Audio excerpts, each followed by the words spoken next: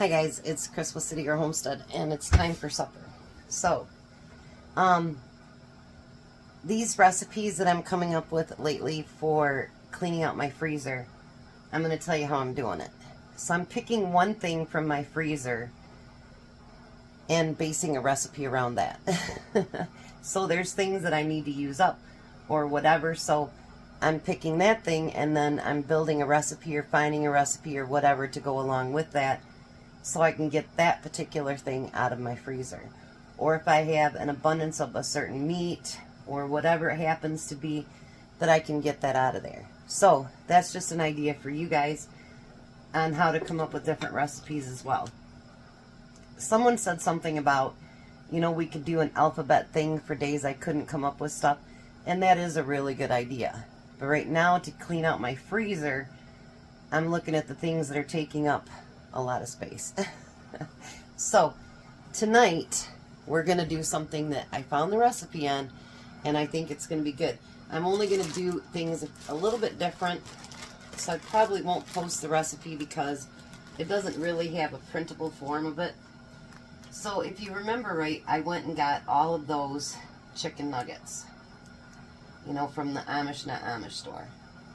So I want these to be on the crispier side in my dish. I don't want them to be, you know, like, I don't know. And these are not cooked anyway, so we probably should cook them. That would probably be a really good idea. I don't think we want to eat raw chicken. I might have to get a bigger pan, actually.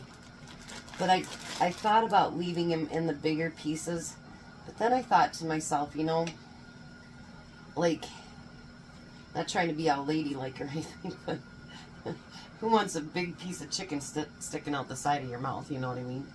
So I thought, well, if I cut them in half, it's more of a bite size and more manageable. And I did forget that these were not cooked, so that's even a better idea. Make sure they're cooked. Now you could do the kinds that are not already pre-cooked, that are pre-cooked, and no big deal.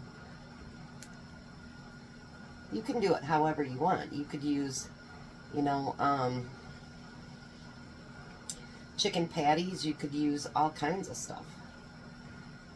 What I like about this is you can tell directly that it's not been pre-cooked, so you don't accidentally eat it. It's raw. That's probably a good start. Now over in my pan here, I do have my oven preheating to 350. But in my pan over here, I have water boiling, and that will be for spaghetti. I know I tell Tom, you know, like, can you grab this out of the freezer, that out of the freezer, or whatever it is. And so today I told him, I need 18 chicken nuggets. And he goes, what? And I said, yeah, I need 18 chicken nuggets. So I don't know if he counted them out for real, but yeah. He sometimes thinks I'm weird by what I want. But that's okay, because we all do our own thing, right? So I'm going to put those in the oven and get them to cooking. And my water's just about to a good boil. So we're going to add spaghetti to that.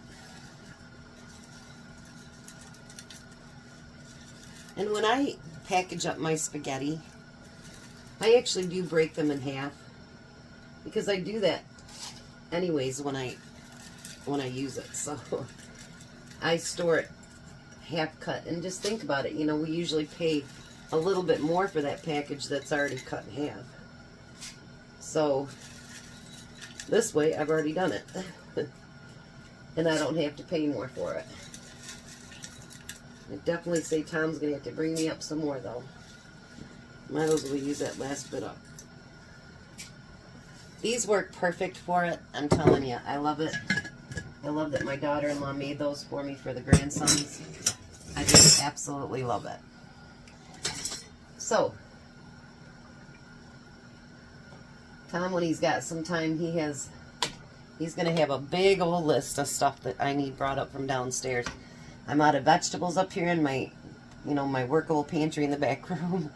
I'm running low on my pastas and all that good stuff, so when he's got a chance, I'll give him a great big old list of stuff I need to refill my working pantry up here.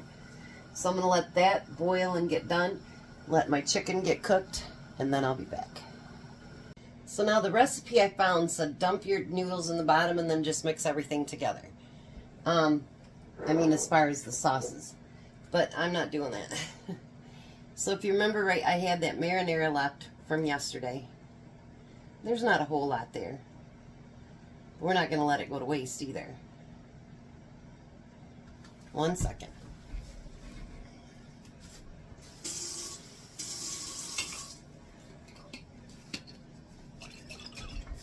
Put a little bit of water in there so we can use it up. See, not a whole lot in there. Alright, and then you remember I recanned all that spaghetti sauce. So we're going to use some of that too. And we want this to be saucy. Like, not just dry spaghetti. We don't want that. At least I don't. You can do however you want.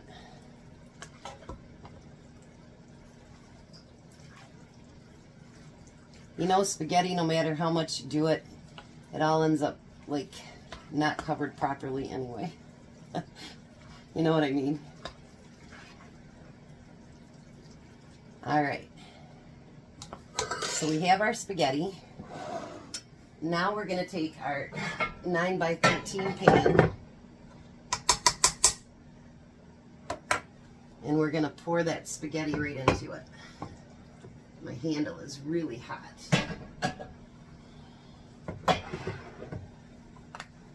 We're going to spread that out. I know this seems like a really weird recipe, but you know, honestly, everything was weird at one time. Right? Okay. So now I think my chicken nuggets are done. Yes, they look beautiful. Now we're going to take those chicken nuggets and we're going to put them all over the spaghetti. Except for the one that fell on the floor. We don't want to use that one. I find it funny. This stuff is supposed to be non-stick. Does that look non-stick to you? Not me either. Now we want to spread that out. This is one reason I wanted to cut them in half so that we can distribute them pretty good. You know what I mean? Look at that. That way just about every piece of spaghetti that you have will have some chicken in it.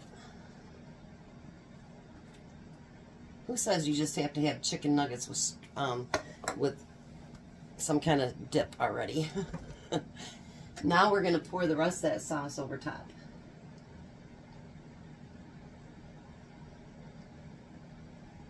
Now remember, my sauce is going to be a little bit more because your normal jar of spaghetti sauce is 24 ounces. Mine is 32 because I recanned it in quarts. So I'm going to have a little bit more sauce than you do. Unless, of course, you did the same thing. Look at that. Now we're going to use, they said 2 cups of mozzarella. I don't know if we need 2 cups or not, but we'll see.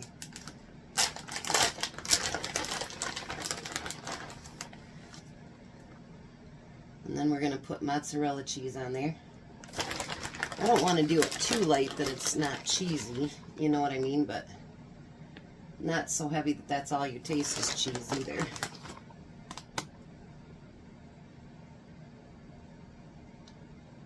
So tell me what you think about the idea of picking something from the freezer and building a recipe around that. If you think that's a good idea.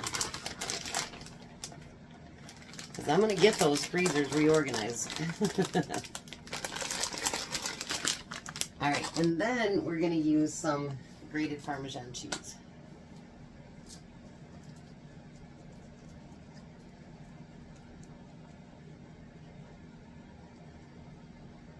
Alrighty. Now we're going to put that in that 350 oven. And I would say for about 25 to 30 minutes. Because you want your cheese to brown up a little bit, but not burn. And everything in it is already cooked, so it's not like you have to go for hours or something like that either. So just keep an eye on it. I'm going to set my timer for 20 minutes.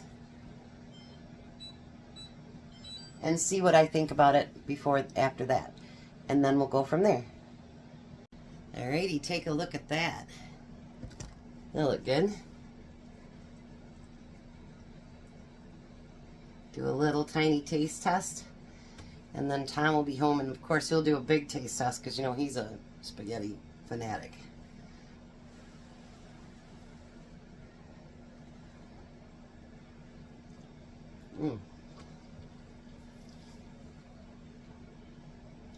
Not a spaghetti person, but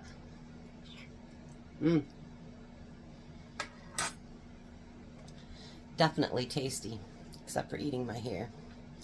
But anyway, so Tom will be home shortly, and we'll let him taste test. Hi, Tom. Hello. How are you? Tired. I know. I'm sorry. So this is the chicken nugget spaghetti. Good. Real good. So someone said on my post today, he said he really likes my KISS recipes. It means keep it simple, stupid. I love it. So I have KISS recipes. So what do you think? Delicious. Even with chicken nuggets in it? Mm-hmm. We'll do a close-up of it over here. You'd eat spaghetti with rocks in it. Yeah, probably. How is it, Jack? It's very good. Well, I guess you can put chicken nuggets in spaghetti and it tastes good then. So you guys have a blessed night. He won't put the fork down, so he won't be talking because it's spaghetti. He won't stop eating until he's full. Don't look at me like that. You know it's true. All right. You guys have a blessed night. Be a blessing. And goodbye, Tom. Goodbye, Tom. Bye, Jack. Bye. You guys have a great night.